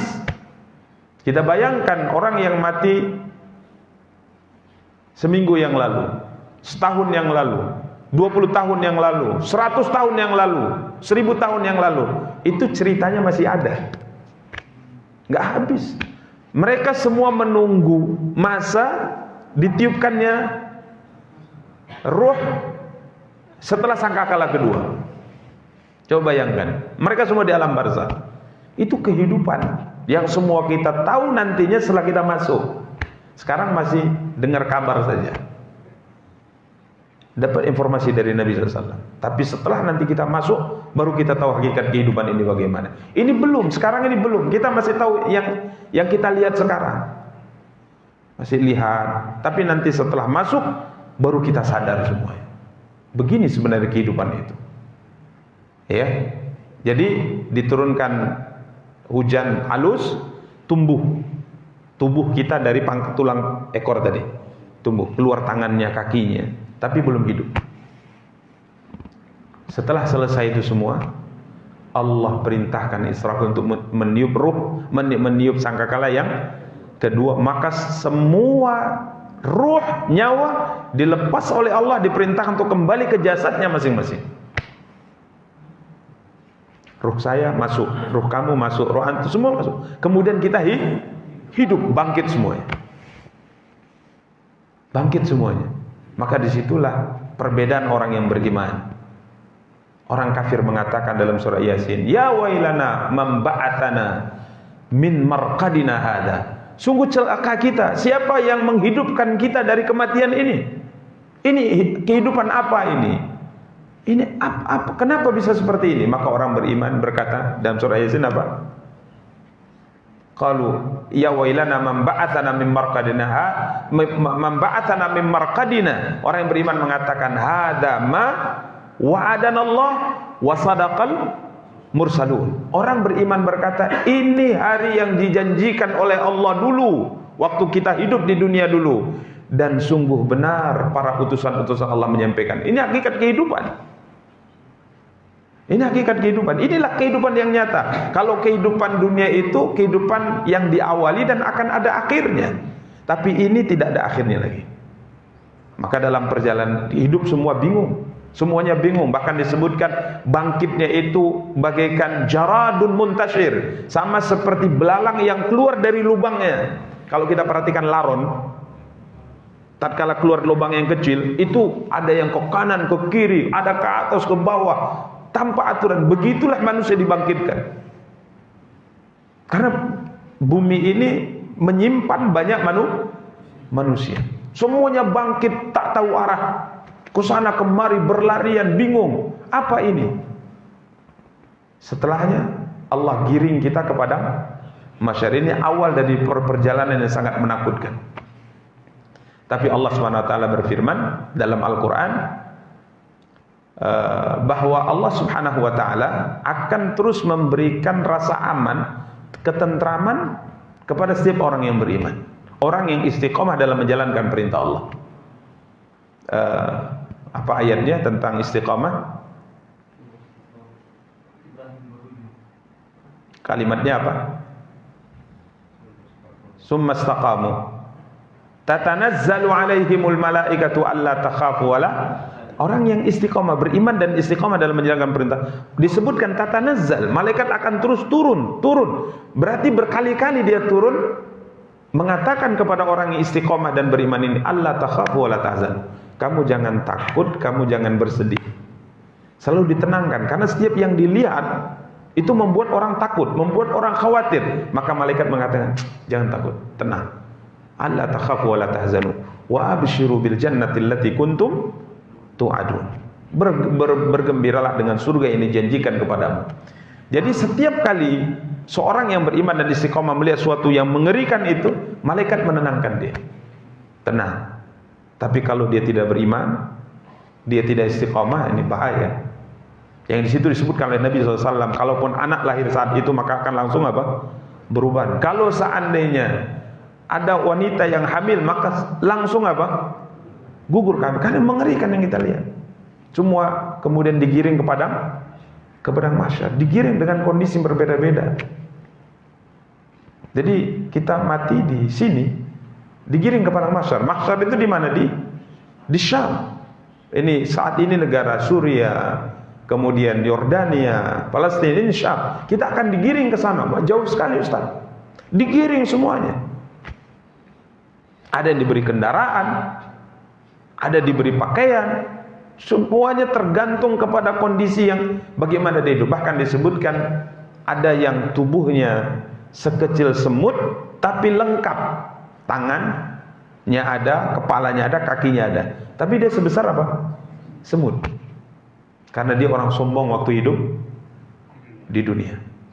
Ada orang bagikan orang kerasukan, mabuk. Kiranya dia adalah pemakan riba. Berbeda-beda bentuk kebangkitan manusia tatkala digiring di padang mahsyar. Di sana akan dimulai sebagaimana kita sebutkan tadi, adanya perhitungan, adanya mizan, adanya ketetapan surga atau neraka. Kemudian setelahnya diperintahkan untuk melewati apa? Sirat, dibentangkan di atas api neraka Allah SWT yang ujungnya adalah surga. Ini akhir perjalanan kita. Yang saat ini semuanya hanya kita imani, belum kita lihat. Tapi pasti akan dilewati oleh semua kita. Pasti akan dilewati oleh semua kita. Karena tatkala kita menyadari ini, saya sebutkan tadi, kita tidak sepakat dengan ungkapan bahwa dunia ini hanya sebatas panggung. Nah, bukan sandiwara. Ya. Bukan sandiwara. Ini butuh, kita hidup ini bukan ketawa ketiwi, happy sana happy sini kemudian selesai. Tidak, semuanya ada perhitungan, ada tanggung jawabnya. Makanya Umar bin Khattab mengatakan, coba kamu periksa dirimu sebelum nanti Allah yang mulai. Kita muhasabah. Apa yang sudah kita lakukan semalam, apa yang sudah kita lakukan tadi, apa yang akan kita lakukan ke depan. Kalau ini yang selalu kita lakukan, ini akan meringankan kita di hari perhitungan tatkala kita bertemu dengan apa? Dengan Allah. Jadi jangan main-main dalam hidup ini. Jangan main-main. Ya, jangan main-main. Artinya ada aturan yang harus kamu jalankan, ada aturan yang harus kamu tinggalkan. Inilah kehidupan. Inilah kehidupan. Dan ini yang diingatkan oleh Nabi, yang diingkari oleh orang musyrik. Masa benar yang katakan Muhammad, kita akan hidup kembali setelah mati? Maka Nabi mengatakan, kalian akan dimatikan sebagaimana kalian tidur, kalian akan dibangkitkan sebagaimana kalian bangun dari tidur kalian. Aku datang kepada kalian, kata Rasulullah, untuk memberi peringatan siksa Allah yang ada di hadapan kalian. Ini kehidupan. Makanya bukan sandiwara, bukan sekedar main-main hidup ini. Ada sholat 5 waktu yang harus kita kerjakan, ada aurat yang harus kita tutup, ada kewajiban yang harus kita tunaikan, ada perkara haram yang harus kita tinggalkan. Ini kehidupan. Tapi memang perjalanannya sangat sulit. Karena kita tahu ini, kita beriman dengan ini, tapi keluar nanti dari masjid, hilang dia lagi. Karena permainan Syaitan. Syaitan membuat kita kalau untuk urusan akhirat ditariknya kita untuk mundur. Kalau urusan dunia didorongnya kita. Dan dia memberi angan-angan yang besar, angan-angan, angan-angan. Kita mau melakukan ibadah saja, dia bilang masih gini, enggak jadi. Masih terus diberi angan-angan. Ini permainan. Karenanya berhati-hati karena hidup ini ada batasnya. Ada batasnya dan ada perhitungan yang akan ditetapkan oleh Allah SWT. Karenanya beriman kepada hari akhir salah satu di antara rukun apa? Rukun iman yang harus kita pelajari. Tahapan demi tahapannya. Ini memang harus dipelajari, dibaca untuk mengingatkan kita. Kalau tidak lupa kita. Karena dunia ini hulwatun khadirah kata Nabi. Manis dan memukau. Manis dan memukau ini dunia. Jadi kalau kita tidak baca, kita tidak mengingatkan, ya lewat. Ya, mungkin kadang-kadang lupa tapi baca lagi, ingat kembali. Lupa, baca lagi, ingat kembali. Jadi jangan sampai lupa terus sehingga akhirnya sadarnya setelah dicabut apa? Rabbirji'uni, ya Allah kembalikan aku la'alli a'malu salihan fima taraktu. Ya Allah kembalikan aku ke dunia agar aku bisa melakukan amal salih yang dahulu aku tinggalkan. Allah jawab, "Kalla." Enggak ada. Kesempatan sudah apa? Sudah berlalu. Tapi tatkala nyawa kita masih ada, berarti kesempatan itu masih dikasih oleh Allah. Kan masih kasih. Ya, masih diberi nih ya, masih sadar, masih bisa melakukan amal-amal saleh, ya, zikir kepada Allah, melakukan kebaikan. Ini terus harus kita tambah karena waktunya ini cepat ya. Ya, waktunya cepat. Bahkan sering saya katakan tatkala kita ulang tahun, orang memperingatinya, kemudian orang bernyanyi bersama selamat ulang tahun, panjang umur. Bukan panjang umur sebenarnya, kurang umur. Ulang tahun ke berapa? Ke 60. Kalau ikut Nabi SAW berarti 60 sudah habis, tinggal 3 tahun waktumu. Berpacu dengan masa ini. Ya, kadang orang di ulang tahun nih, tahun-tahun Masya Allah ya, terlena dia. Padahal ini bukan tambah umur. Bahasa syariatnya sebenarnya kurang apa? Umur. Karena Allah berikan kita umat Muhammad 60 sampai 70 tahun. Berarti kalau saat ini sudah 40, tinggal berapa? 20 tahun lagi atau 23 tahun lagi, atau mungkin kalau sampai 70 berapa? 30 tahun lagi. Cepat 30 tahun. Kita sekarang kayaknya masih merasa baru tamat SD. Bahkan perasaan kita sekarang masih muda semua kan. Padahal kalau kita hitung-hitung, Masya Allah, sudah 45 umurnya. Sudah 60 umurnya. Berpacu dengan waktu. Berpacu dengan apa? Waktu ini yang jangan lupa. Kadang syaitan memang membuat kita terus apa? Lupa. Bahkan di mimpi pun kita diganggu supaya kita lupa. Makanya para ikhwah ini perjuangan, kalau Imam Ibnu Qayyim mengatakan tempat nenek moyang kita dulu surga, kita diminta untuk bisa kembali ke sana, tapi kita nggak tahu apakah kita bisa kembali karena banyaknya rintangan. Banyaknya apa? Rintangan. Tapi semoga Allah SWT membantu kita, memudahkan kita, menolong kita untuk bisa terus berpacu dengan waktu untuk bisa kembali ke tempat asal nenek moyang kita, yakni Nabi Adam dan Hawa yang diciptakan di mana? Di surga Allah Subhanahu wa taala. Demikian mungkin yang dapat kita sampaikan. Kita cukupkan. Subhanakallahumma bihamdika asyhadu an la ilaha illa anta astaghfiruka wa atubu ilaik. Wassalamualaikum warahmatullahi wabarakatuh.